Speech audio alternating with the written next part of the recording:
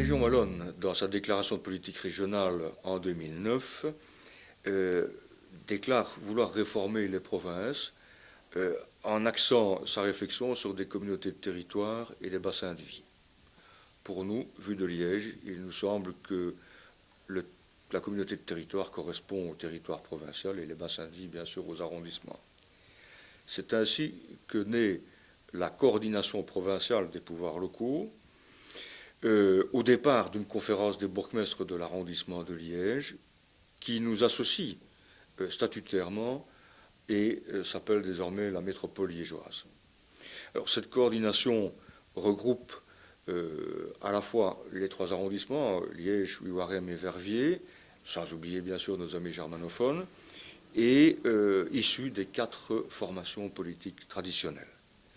Fort de cet outil de travail, nous avons planché tout d'abord sur les schémas de cohérence territoriale existants.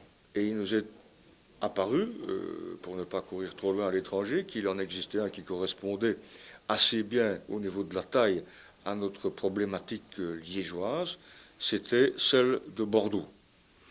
Avec une métropole liégeoise dont je viens de parler de 600 000 habitants, correspond une communauté urbaine de Bordeaux de 660 000 habitants. Avec un périmètre du SCOT, comme on l'appelle, du schéma de cohérence territoriale de l'aire métropolitaine bordelaise de 820 000 habitants, correspond le territoire de la province de Liège avec 1 070 000 habitants. Alors, nous avons rencontré des élus et des techniciens sur place à l'occasion de 2 journées de travail intensif à Bordeaux. Et nous allons vous livrer quelques images et quelques commentaires à ce sujet. Bien voilà, ce voyage à la communauté urbaine de Bordeaux, mais je suis de ceux qui l'ont plaidé au niveau de la coordination provinciale, parce que je pense qu'on ne peut parler de politique supracommunale que lorsqu'on est allé voir sur place, là où cela a été appliqué, ce que ça donne sur le terrain. Et cette visite nous a permis, en tout cas a permis à la délégation, de voir comment s'articuler notamment le pouvoir entre 2 superficies, 2 institutions que sont le département, qu'on peut comparer à la province, et la communauté urbaine, qu'on pourrait comparer à notre arrondissement. Alors, les communautés urbaines françaises, principalement, s'articulent autour d'une série d'axes qui leur ont été délégués de par la loi, parmi lesquels 2 principaux génèrent à peu près l'ensemble des autres facettes. La première, c'est l'aménagement des territoires et tout ce qui en est induit. La seconde, c'est une fiscalité propre avec tout ce qui en est également induit en termes de moyens affectés à différents projets. Au niveau de l'aménagement du territoire, on a pu observer le développement sur une superficie relativement vaste d'une centaine de communes de ce qui pourrait être appliqué à l'échelon d'une province et que les Français appellent le schéma de cohérence territoriale. Je crois que chez nous, cette organisation du territoire pourrait être ce travail qui décrit comment s'articulent nos 3 arrondissements avec leurs spécificités. Une agglomération urbaine assez dense au niveau de Liège avec 600 000 habitants, une communauté semi-rurale sur Ouistreham d'autre part, et un pôle autour d'une ville de moyenne importance sur l'arrondissement de Verviers. Ça, c'est le schéma de cohérence territoriale. C'est un document relativement complexe et volumineux qui pourrait, à l'instar de ce qui se fait en France, être développé en région liégeoise. Et puis alors, il y a ce qu'on appelle les plans locaux d'urbanisation, qui sont appliqués à l'échelle d'une communauté urbaine, donc c'est ce qu'on pourrait également appliquer à l'échelle d'un de nos arrondissements, et qui déterminent, eux, de manière beaucoup plus précise, une série d'axes politiques en matière de logement, en matière de politique foncière, en matière de transport en commun, etc. etc. Et c'est à ce niveau-là que on a enfin une cohérence au niveau de l'aménagement du territoire et qu'on met fin à la politique du laisser-faire, cette fameuse politique du laisser-faire qui a été dénoncée dans le cadre de l'étude sur le plan urbain de mobilité et qui va nous amener, si nous continuons, à avoir sur l'arrondissement de Liège, puisque c'est de celui-là que nous avons parlé dans le cadre de cette étude, plus de 200 000 déplacements en jour nouveaux à horizon 20 ans. Ce qui est donc tout à fait extraordinaire, c'est effectivement les aménagements qui ont été faits pour permettre l'installation du tram dans un tissu urbain qui n'était pas vraiment dédicacé au transport en commun, puisqu'aussi bien on avait le long de la Garonne des voiries très larges, à circulation rapide, où il n'y avait guère de place, ni pour les piétons, ni pour les cyclistes, et peut-être pour les transports en commun, mais de manière sûrement pas très sécurisante.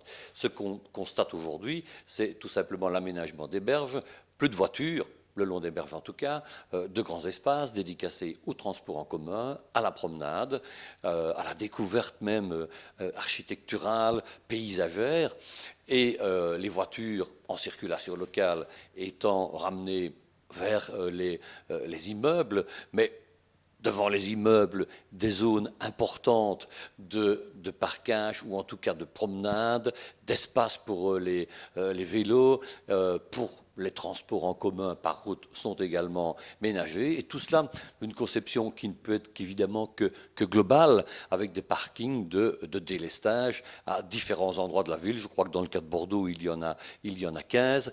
C'est un peu sur quoi, ou en tout cas la même philosophie dans laquelle nous travaillons à Liège, au niveau de la métropole liégeoise, et notamment en prévoyant plus spécifiquement au niveau de la province, en collaboration étroite avec les communes, pour réaliser le covoiturage. Je crois que l'exemple de Bordeaux, ce que nous avons pu réaliser là-bas, et le privilège que nous avons eu de rencontrer les auteurs de cette étude, nous incite vraiment à continuer. Alors vraiment, ce qu'on peut retenir de cette visite à Bordeaux sont des aménagements tout à fait fabuleux, qui répondent aux besoins d'aujourd'hui, qui sont bien les préoccupations de l'ensemble des collectivités municipales et provinciales de la province de Liège. Ce sont aussi, je pense, les esprits étant réceptifs, étant mûrs aujourd'hui, c'est ces aménagements-là qu'il va falloir réaliser, car si l'on veut, c'est la condition, si l'on veut avoir une province moderne.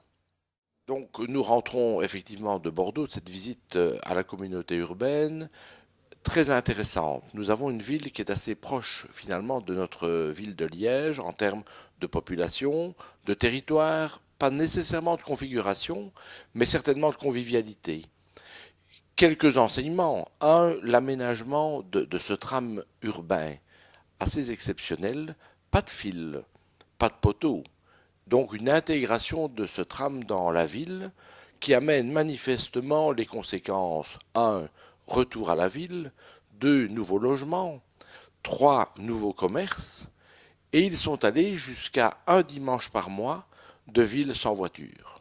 Pouvons-nous un instant rêver qu'il en serait ainsi dans une communauté urbaine liégeoise? Et donc mon coup de cœur, c'est surtout cette impression d'espace, de qualité de vie qui s'est créée le long de l'eau.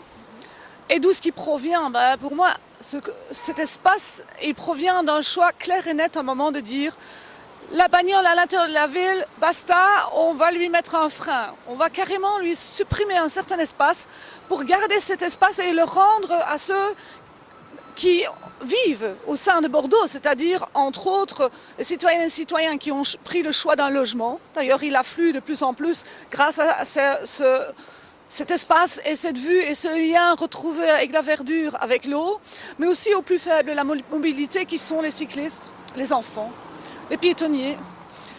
Ce qui attire le commerce, on a pu l'entendre, plus de 10% de commerce au centre-ville, le long de ces espaces, ce qui attire le touriste, l'acheteur, et ce qui rend vraiment un espace de bien-être lequel Bordeaux a permis d'exister parce qu'ils n'ont pas hésité à laisser la créativité aux vrais urbanistes, aux architectes, aux géographes, donc toute une équipe de personnes indépendantes, de promoteurs qui ont pu s'exprimer et qui ont donné vraiment à Bordeaux la possibilité d'être une vitrine avant-gardiste de ce que peut être la vie dans une ville.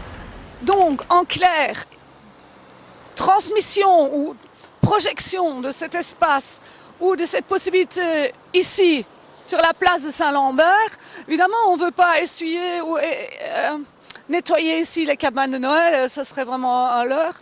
Par contre, cette place sans voiture me permettrait de ne pas crier, permettrait aux piétons de passer à l'aise, sans limite d'un passage piétonnier sur la route, sur la place, et donc créerait un véritable espace de rencontre et de bien-être. Bon, on peut rêver, je pense, non, ce n'est pas un rêve, ça doit et ça peut devenir une réalité.